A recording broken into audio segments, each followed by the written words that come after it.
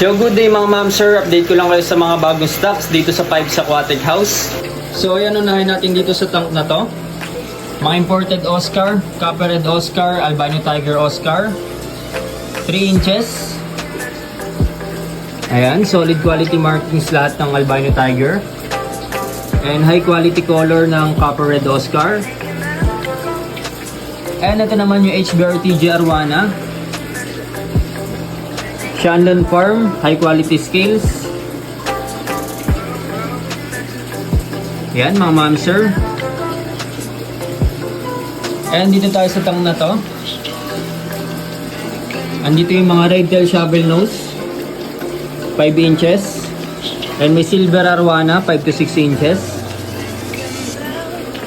And ito yung mga albino blood red Oscar, 2 inches.